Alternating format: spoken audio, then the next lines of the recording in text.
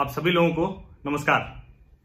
अभी चीन से जुड़ी हुई हर खबर मैं आपको बताता रहूंगा, हर खबर का विश्लेषण करता रहूंगा और मैं आपको ये बताऊंगा कि चीन की क्या दुर्दशा होने वाली है। अब जब मैं ये कह रहा हूं कि चीन की क्या दुर्दशा होने वाली है तो आप में से बहुत लोग कहेंगे कि आप एक ही पक्ष की बात करते हैं, लेकिन मैं एक पक्ष की बात नहीं कर रहा हूं, मैं सही पक्ष की बात कर रहा हूं और दुनिया जैसे चीन को देख रही वो मैं आपको बता रहा हूं। अभी आप समझिए कि अब चीन में कंपनी लगाना मतलब अपनी बर्बादी को न्योता देना। अगर आपने चीन में कंपनी लगाई तो निश्चित तौर पर अब आपको ग्राहक नहीं मिलने वाले हैं। जो कहा जा रहा था कि कहा क्या जा रहा था, ये साबित था, प्रमाणित था कि दुनिया का सबसे बड़ा एक्सपोर्ट का मार्केट है, यानी जहां से सबसे ज्यादा एक्सपोर्ट की जाती है तो वो चाइना है। वहां की मैन्युफैक्चरिंग, वहां की फैक्ट्रीज, वहां के इंडस्ट्रियल एरिया, वहां के इकोनॉमिक जोन, इस सब की चर्चा दुनिया भर में होती थी। और शायद यही वजह थी कि चीन को यह गलतफहमी थी कि जब यह वायरस वुहान से निकला उसके बाद दुनिया भर में पहुंच गया, यह विश्वव्यापी वुहान वायरस हो गया। लेकिन चीन ने सोचा कि जब दूसरे देशों में स्थितियां खराब होंगी और तब तक चीन काबू में कर लेगा, चीन से ही उसकी शुरुआत हुई तो चीन को शायद ज्यादा चीजें पता होगी और अगर साजिशी है तब तो और ज्यादा पता होगी, तो वो उसको कुछ कंट्रोल कर पाएगा और बाद में वहां से वो एक्सपोर्ट मार्केट के तौर पर दुनिया भर में एक्सपोर्ट करेगा। ये उसके मन में रहा होगा। और जब दुनिया भर में ये फैलना शुरू हुआ, अमेरिका, यूरोप, दूसरे देश, अफ्रीका, एशिया सब ध्वस्त होने लगे, सबके बाजार बर्बाद होने लगे, सबके बाजारों में ताले पड़ गए, तो चीन का जो सरकारी मीडिया था, ग्लोबल टाइम्स, सीजीटीएन, शिनहुआ, ऐसे जो मीडिया थे उन सब ने कहानियां शुरू कर दी। एक से एक वीडियो स्टोरी जानी शुरू हो गई जिसमें यह बताया जा रहा था कि आखिर कैसे चीन दुनिया भर के लिए जो मैन्युफैक्चरिंग, सामान बनाना, कंपनियां खुल गई हैं, वो कैसे। लेकिन मैं आपको इसमें बताने जा रहा हूं कि आखिर हुआ क्या। दरअसल चीन की सारी योजना धरी की धरी रह गई। एक हेडलाइन पढ़ता हूं, वॉल स्ट्रीट जर्नल की हेडलाइन है, China's barely began economic recovery shows signs of stalling, more factories are reopening but they face falling orders from overseas customers। और यही वो जगह है जहां आके हमें भी सोचना होगा कि ये जो बायकॉट चाइनीज प्रोडक्ट है ये सिर्फ और सिर्फ एक मतलब जिसको कहें कि ये कोई भावनात्मक उफान भर नहीं है। क्या हो जाएगा हम चीन के सामान का उपयोग नहीं करेंगे, ये हो जाएगा जो वॉल स्ट्रीट जर्नल की हेडलाइन कह रही है। और सिर्फ वॉल स्ट्रीट जर्नल की हेडलाइन नहीं कह रही है, दुनिया इसके लिए तैयार हो रही है। मैंने अभी इसके पहले के वीडियो में आपको बताया था कि यूरोपीय यूनियन किस तरह से चीन से त्रस्त है, किस तरह से यूरोपीय यूनियन के बाजार का पूरा उपयोग करके चीन ने अपनी अर्थव्यवस्था इतनी बड़ी कर ली कि दुनिया का सेकंड लार्जेस्ट मिलिट्री बजट हो गया, कि दुनिया में सबसे ज्यादा। और कमाल की बात मैंने आपको बताया कि जिस बाजार से वो पैसे उगा रहा है, यानी अपने प्रोडक्ट डंप करके, बेच के, जो आप कह लीजिए, और वहीं से उगाता है, वहीं की कंपनियों को खरीदने की कोशिश करता है, टेक ओवर करता है, इन्वेस्टमेंट करता है। तो एफडीआई भी उसी का होता है। तो दोनों ही तरह से हर देश के बाजार को नियंत्रित करने की कोशिश कर रहा है। और इसको आगाह करते हुए जो माइक पॉम्पियो, जो सेक्रेटरी हैं अमेरिका के, यूनाइटेड स्टेट्स ऑफ अमेरिका के, उन्होंने कहा है कि चीनी कम्युनिस्ट पार्टी, इससे सभी लोकतंत्र मिलकर लड़ें। और यहां एक आप जानबूझ के भाषा, इसको ध्यान दीजिए, चीनी कम्युनिस्ट पार्टी, इससे सभी लोग मिलकर लड़ें। यानी दुनिया इस बात के लिए अब तैयार है कि उसे चीन से नहीं लड़ना है, जिसको मैं बार बार कह रहा हूं, उसे लड़ना किससे है, चीनी कम्युनिस्ट पार्टी से। और उसके लिए वो बता रहे हैं कि अमेरिका क्या क्या कर रहा है, दूसरे दुनिया के लोकतंत्र क्या क्या कर रहे हैं। उन्होंने कहा है, उन्होंने खास करके ये यूरोपीय यूनियन के देशों को चेतावनी दी है जो आज चीन के साथ समिट कर रहे हैं, हमें अपनी आंखों से आर्थिक पट्टी हटाकर देखना चाहिए कि चीनी चुनौती दूर नहीं है। यूरोप चीनी चुनौती का सामना कर रहा है, यूरोप को चीनी चुनौती का सामना करना पड़ रहा है, जैसा कि अमेरिका दक्षिणी अमेरिका, अफ्रीका, मध्य पूर्व एवं एशिया के हमारे मित्रों को इसका सामना करना पड़ा है। ये बहुत साफ साफ जो कह रहे हैं माइक पॉम्पियो, इसको बहुत अच्छे से समझिए।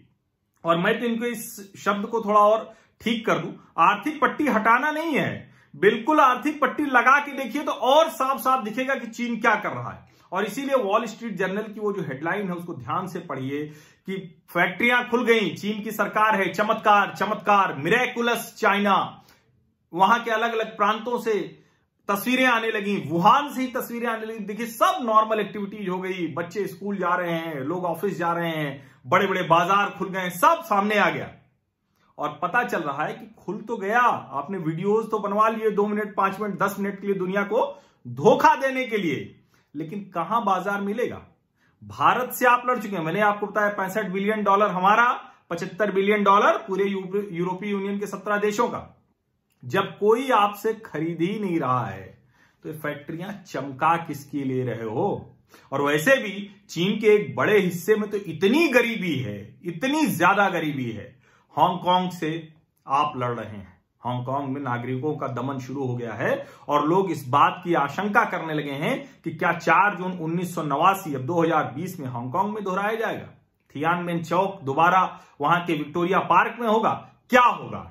हांगकांग से आप लड़ रहे हैं, वियतनाम ताइवान से आप लड़ रहे हैं, तिब्बत पर चीन ने कब्जा कर रखा है। और ये सब जब मैं चीन कह रहा हूं तो चीन की जनता नहीं, चीन के लोग नहीं, चीनी communist party, Chinese communist party, communist party of China, इसकी बात मैं कर रहा हूं, जिसके तानाशाह शासक, जिनको आजकल बड़ा अच्छा शब्द निकाला गया है, शिटलर, हिटलर से शिटलर, तो यही वो शिटलर हैं, इसको आप समझिए। और जापान चीन से लड़ाई कर रहा है, ऑस्ट्रेलिया चीन से लड़ाई कर रहा है। कोई ऐसा देश नहीं है, भारत के साथ सीमा विवाद किया, भारतीय सीमा में घुसे, भारतीय सैनिकों ने टेंट जला दिया जो भारतीय सीमा में उन्होंने बनाया था, और 43 चीनी सैनिकों को बुरी तरह से मार के भगा दिया। निश्चित तौर पर 20 हमारे वीर जवान उन्होंने अपने प्राण न्यौछावर किए, वीर गति को प्राप्त हुए, लेकिन चीन को सबक सिखा दिया गया है। हालांकि इसके बाद भी वो मानने को तैयार नहीं, और मुझे लगता है कि आज नहीं तो कल युद्ध होना है, सिर्फ समय आगे टल सकता है। इसलिए दुनिया भर के लोकतंत्र को आर्थिक पट्टी लगा के देखना चाहिए। ये जो चाइना में फैक्ट्रियां खुल गई, चाइना में बाजार चमकते खुल गए, ये सब इसी उम्मीद में खुले हैं कि ओवरसीज मार्केट से कस्टमर आएगा।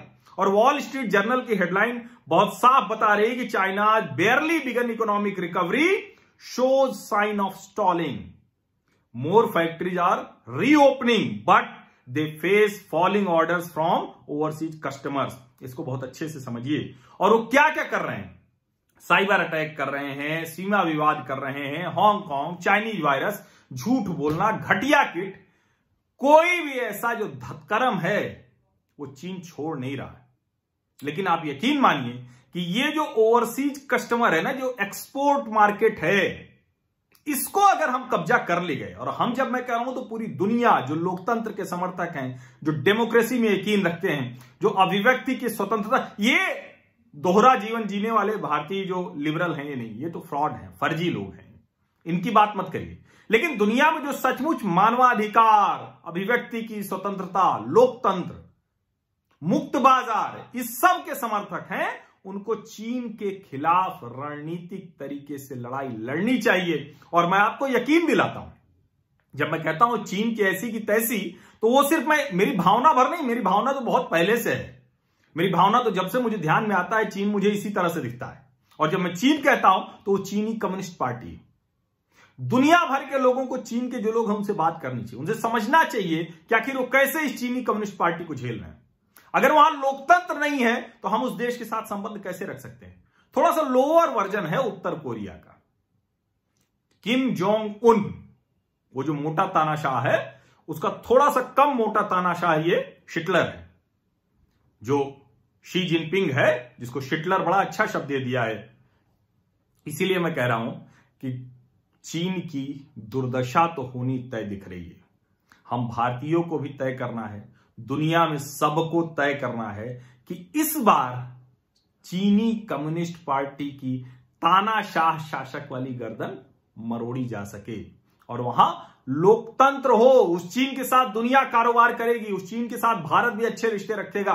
लेकिन अभी वाले चीनी कम्युनिस्ट पार्टी वाले चीन से किसी तरह का रिश्ता नहीं रखना है और आर्थिक पट्टी और ठीक से रखनी है। वो आर्थिक पट्टी नहीं, आर्थिक चश्मा कहिए, आर्थिक पट्टी तो गलत निगेटिव है।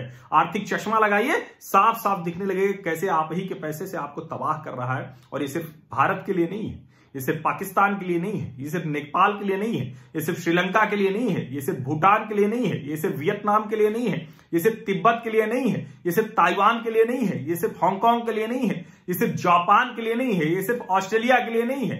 ये दुनिया का कोई भी जो देश है उसके साथ चीन ऐसे ही व्यवहार कर रहा है। लेकिन दुनिया इस बार सतर्क है, उनकी चमकदार फैक्ट्रियां बंद होगी तो जिस भी कंपनी को, वो चाइनीज कंपनी भी है और उसको अपना काम धंधा बरकरार रखना है, तो चीन से बाहर आओ और ग्राहक खुले दिल से मिलेंगे। लेकिन अगर चीन में रहकर दुनिया की कोई भी कंपनी काम करेगी तो ध्वस्त होने वाली, उसको ऑर्डर नहीं मिलेंगे। मुझे लगता है कि ये सबसे जो खूबसूरत खबर है अभी हाल के दिनों की वो यही है। अगर सबसे अच्छी खबर कहें तो वो यही है, क्योंकि अगर मान लीजिए कि दुनिया जूझती रहती और चीन एक्सपोर्ट करके दुनिया के बाजारों को भर देता तो शायद फिर हम उस पर कभी भी लगाम न लगा पाते। तो आप कोई भी ऑर्डर दे रहे हैं चीनी कंपनी को मत दीजिएगा, मेड इन चाइना तो कतई नहीं। बहुत बहुत धन्यवाद।